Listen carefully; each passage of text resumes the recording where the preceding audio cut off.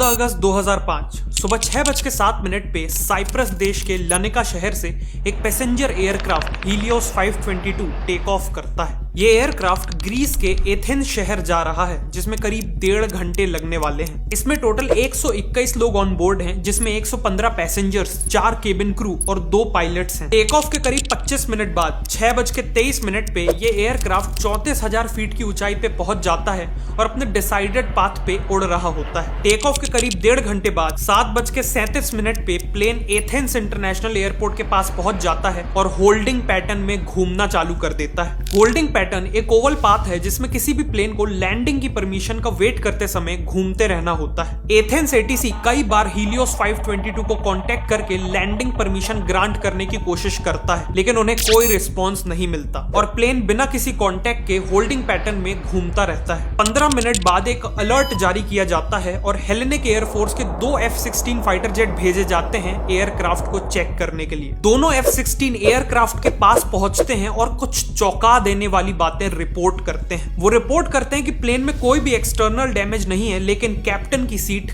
खाली है और फर्स्ट ऑफिसर आगे की तरफ झुका हुआ है और बिल्कुल भी हिलडुल नहीं रहा है। इसके अलावा कोई भी पैसेंजर F-16 जेट्स को देख के रिएक्ट नहीं कर रहा है। कई पैसेंजर्स ऑक्सीजन मास्क लगा के बैठे हैं, पर वो भी बिल्कुल हिलडुल नहीं रहे हैं। कुछ ही देर में F-16 का पायलट देखता है कि एक आदमी बिना किसी ऑक्सीजन मास्क के कॉकपिट में घुसता है और कैप्टन की सीट में बैठ जाता है। वो हेडफोन्स लगाता है और सामने लगे कंट्रोल्स को यूज करता हुआ दिखता है। F-16 पायलट उस शख्स को हैंड जेस्चर्स के थ्रू लैंड करने को कहता है, जिसके रिप्लाई में कैप्टन सीट में बैठा शख्स अपने हाथ से नीचे पॉइंट करता है और कुछ ही देर में हीलियोस 522 एयरक्राफ्ट तेजी से नीचे गिरने लगता है और क्रैश कर जाता है। यह हादसा प्लेन में सवार सभी 121 लोगों की जान ले लेता है और पीछे छोड़ जाता है कुछ गहरे सवाल। आखिर टेक ऑफ के बाद उन 1.5 घंटों में ऐसा क्या हुआ कि कोई भी पैसेंजर और फर्स्ट ऑफिसर बिल्कुल भी हिलडुल नहीं रहे थे? कैप्टन की सीट खाली क्यों थी और कॉकपिट में घुसने वाला वो शख्स कौन था और आखिर वहां क्या कर रहा था? इन सवालों के जवाब जानने के लिए हमें 8 घंटे पीछे जाना होगा। सुबह के 1:25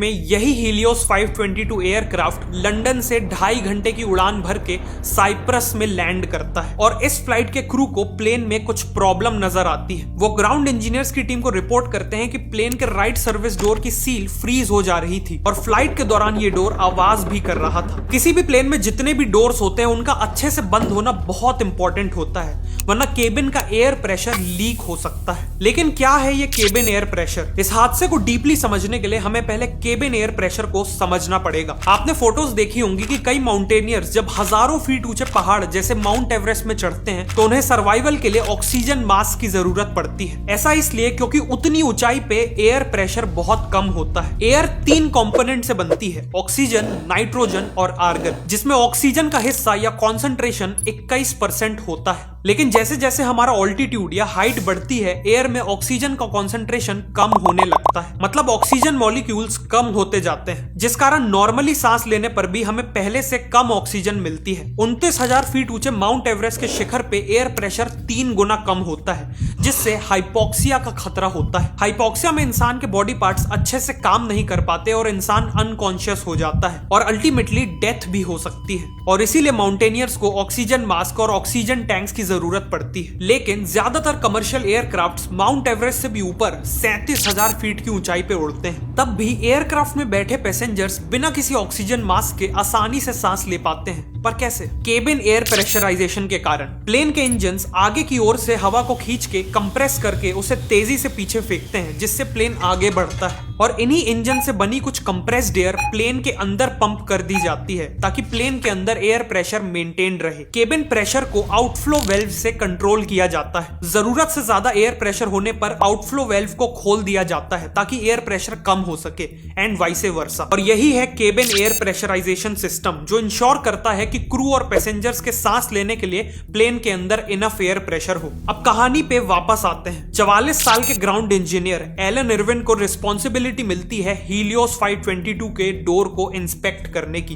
वो डोर का विजुअल इंस्पेक्शन करते हैं और फिर केबिन प्रेशराइजेशन लीक चेक करते हैं, ये चेक करने के लिए कि कहीं इस डोर से एयर प्रेशर लीक तो नहीं हो रहा। इस समय प्लेन जमीन पे था और प्लेन के इंजन्स बंद थे, इसीलिए बिना इंजन्स को यूज किए प्लेन को प्रेशराइज करने के लिए ground engineer auxiliary power unit यानी एपीयू का यूज करता है। एपीयू किसी भी प्लेन को तब एनर्जी प्रोवाइड करता है जब प्लेन के इंजन्स बंद हो। ऑल्सो इस टेस्ट के लिए ग्राउंड इंजीनियर प्रेशराइजेशन सिस्टम को ऑटो से मैनुअल मोड में डाल देता है। पूरे टेस्ट में ग्राउंड इंजीनियर को प्लेन या प्लेन के डोर में कोई भी प्रॉब्लम नजर नहीं आती और वो प्लेन को अगली फ्लाइट के लिए क्लियर कर देता है। लेकिन वो एक चीज भूल जाता है। रूल्स के हिसाब से ग्राउंड इंजीनियर को प्रेशराइजेशन सिस्टम को वापस से ऑटो मोड में डालना था। एक्चुअली प्लेन के उड़ते वक्त प्रेशराइजेशन सिस्टम का ऑटो मोड में होना बहुत इंपॉर्टेंट होता है ताकि प्लेन अपने ऑल्टीट्यूड के हिसाब से ऑटोमेटिकली केबिन के एयर प्रेशर को मेंटेन कर सके। लेकिन ग्राउंड इंजीनियर गलती से उसे मैनुअल मोड में ही छोड़ देता है। पर ये एक लौती गलती नहीं थी, बल्कि ये तो केवल गलतियों की शुरुआत थी। करीब 5 बजे हीलियोस 522 के 4 केबिन क्रू और 2 पायलट्स एक प्री फ्लाइट मीटिंग करते हैं और फिर वो प्लेन को सेटअप करने के लिए उसे बोर्ड करते हैं। इस फ्लाइट के कैप्टन थे 58 ईयर ओल्ड हंस जर्गन मार्टिन, जिनके पास टोटल 35 साल और 16,900 फ्लाइट आवर्स का एक्सपीरियंस था। और फर्स्ट ऑफिसर थे 51 ईयर ओल्ड पाम्पोस चारालंबोस, जिनके पास करीब 17 साल और 7,500 फ्लाइट आवर्स का एक्सपीरियंस था। प्लेन को टेक ऑफ के लिए तैयार करने के लिए दोनों पायलट्स को कुछ ड्यूटीज पूरी करनी होती हैं, जिसे प्री फ्लाइट प्रोसीजर कहते हैं। इस प्री फ्लाइट प्रोसीजर के दौरान फर्स्ट ऑफिसर की एक ड्यूटी थी ये इंश्योर करना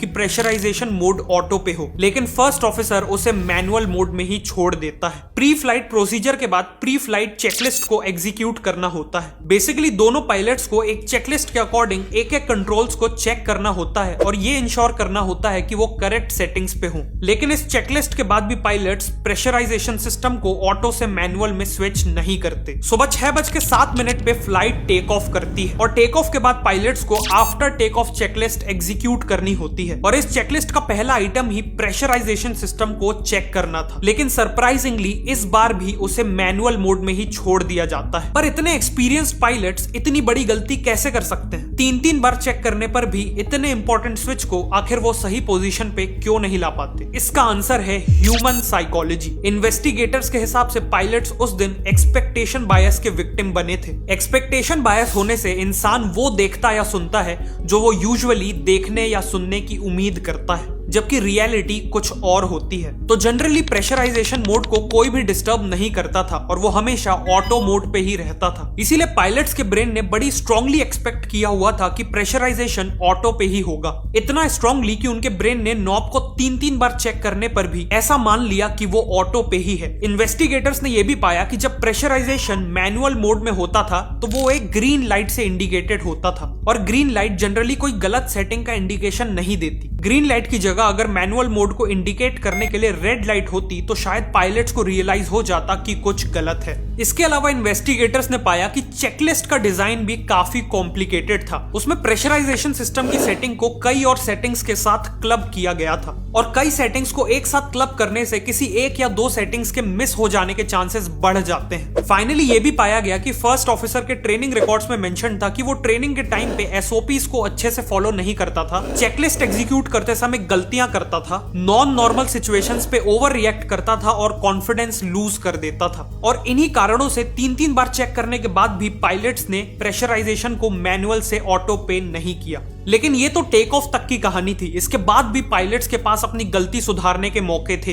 लेकिन उन्होंने ऐसा नहीं किया। टेक ऑफ के 5 मिनट बाद प्लेन 12,000 फीट की ऊंचाई पे पहुंच जाता है और तभी प्लेन का take off configuration warning sound बजने लगता है। दोनों पायलट्स कंफ्यूज हो जाते हैं क्योंकि टेक ऑफ कॉन्फ़िगरेशन वार्निंग तब मिलती है जब प्लेन ग्राउंड पे हो और टेक ऑफ करने के लिए रेडी ना हो। एक्चुअली ये टेक ऑफ कॉन्फ़िगरेशन वार्निंग थी ही नहीं, बल्कि एक केबिन एल्टीट्यूड वार्निंग थी। प्रेशराइजेशन सिस्टम मैनुअल पे होने के कारण प्लेन का एयर प्रेशर लगातार कम हो रहा था और केबिन एल्टीट्यूड वार्निंग तब मिलती है जब प्लेन के ऑल्टीट्यूड के हिसाब से उसका एयर प्रेशर कम होता है। कोइंसिडेंटली टेक ऑफ कॉन्फ़िगरेशन और केबिन ऑल्टीट्यूड, इन दोनों ही वार्निंग्स का साउंड एकदम आइडेंटिकल साउंड करता था और इसीलिए पायलट्स कंफ्यूज हो गए। 2 मिनट बाद पायलट ग्राउंड इंजीनियर के कांटेक्ट पे आता है और उसे टेक ऑफ कॉन्फ़िगरेशन वार्निंग के बारे में बताता है। इस दौरान प्लेन ऑटो पायलट पे होने के कारण आगे भी बढ़ता जाता है और उसका ऑल्टीट्यूड भी इंक्रीज होता जाता है। 14,000 फीट की ऊंचाई पे पहुंचने पर लो एयर प्रेशर के कारण पैसेंजर्स के ऑक्सीजन मास्क रिलीज हो जाते हैं और ऑक्सीजन मास्क के रिलीज होने का इंडिकेशन पायलट्स को कॉकपिट में भी मिलता है। लेकिन सेम टाइम पे लो एयर प्रेशर के कारण प्लेन के इक्विपमेंट कूलिंग सिस्टम्स भी काम करना बंद कर देते हैं, क्योंकि लो एयर प्रेशर के कारण उन्हें इनफ एयर ही नहीं मिलती इक्विपमेंट्स को कूल करने के लिए, और पायलट्स को इक्विपमेंट कूलिंग ऑफ की वार्निंग भी मिलती है। इन दोनों वार्निंग्स का साथ में मिलने के कारण पायलट्स का ध्यान अनफॉर्चुनेटली केवल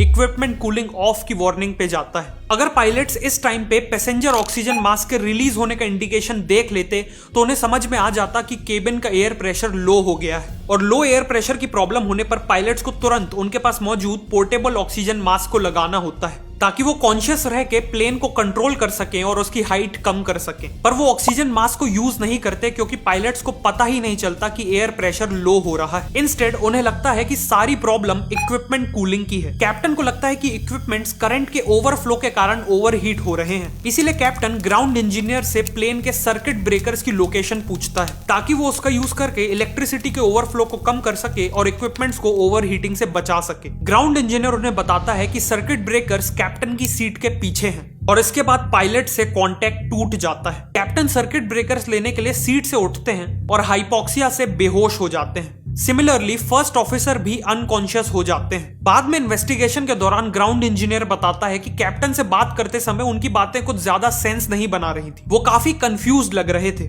इन्वेस्टिगेटर्स मानते हैं कि ऐसा इसलिए हुआ होगा क्योंकि उस वक्त तक कैप्टन को ऑलरेडी हाइपोक्सिया के सिम्टम्स आने लगे होंगे। खैर, इस दौरान ऑटो पायलट पे सेट प्लेन हाइट पे ऊपर जाते जाते 34,000 फीट की ऊंचाई पे पहुंच जाता है और एथेंस की ओर आगे बढ़ता रहता है। 12 मिनट के अंदर अंदर पैसेंजर्स के ऑक्सीजन सिलेंडर्स भी खाली होने लगते हैं और एक के बाद एक सारे पैसेंजर्स बेहोश हो जाते हैं। इन सब के करीब 1 घंटे बाद प्लेन एथेंस इंटरनेशनल एयरपोर्ट के ऊपर पहुंच के होल्डिंग पैटर्न में घूमना चालू कर देता है। 2 फाइटर जेट्स आते हैं और प्लेन की सिचुएशन रिपोर्ट करते हैं और कुछ ही देर बाद एक शख्स को कॉकपिट में घुसते हुए देखते हैं। वो शख्स और कोई नहीं बल्कि फ्लाइट अटेंडेंट एंड्रियास प्रोड्रोमोव होता है, जो फ्लाइट में available emergency portable oxygen supply को यूज करके कॉकपिट में आने से पहले तक कॉन्शियस रहता है। एंड्रियास के पास यूके कमर्शियल पायलट का लाइसेंस होता है, लेकिन वो बोइंग के हीलियोस 522 को उड़ाने के लिए क्वालिफाइड नहीं था। फिर भी वो प्लेन को कंट्रोल करने की कोशिश करता है, लेकिन प्लेन का फ्यूल खत्म हो जाता है। वो F-16 के पायलट को इशारा करके बताता है कि प्लेन नीचे जा रहा है, जिसके कुछ ही देर बाद प्लेन तेजी से डिसेंड करने लगता है। एंड्रियास प्लेन को सेफली लैंड तो नहीं करा पाता, लेकिन वो प्लेन को एथेंस के अर्बन इलाके से दूर एक पहाड़ी इलाके में क्रैश करा लेता है। तो ये थी हीलियोस 522 की ट्रैजिक स्टोरी। एक छोटे से स्विच की गलत पोजीशन के कारण और उसके बाद होने वाले कई अनफॉर्चुनेट कोइंसिडेंट्स के कारण ये प्लेन क्रैश हुआ। 121 लोगों की जान गई और ये बन गया ग्रीस की हिस्ट्री का सबसे भयानक, सबसे डेडली प्लेन क्रैश। इस हादसे के बाद बोइंग और एविएशन इंडस्ट्री में कई स्टेप्स लिए गए। पायलट ट्रेनिंग को इंप्रूव किया गया, प्लेन के वार्निंग सिस्टम्स को बेटर बनाया गया और प्री फ्लाइट और आफ्टर टेक ऑफ चेकलिस्ट को भी सिंप्लीफाई किया गया। अगर आपको वीडियो पसंद आई तो लाइक जरूर करना और चैनल को सब्सक्राइब कर लेना, क्योंकि इस चैनल पे ऐसा कंटेंट आने वाला है जो इंडिया ने कभी नहीं देखा। Content that India loves and deserves. मैं आपसे मिलूंगा अगली वीडियो में।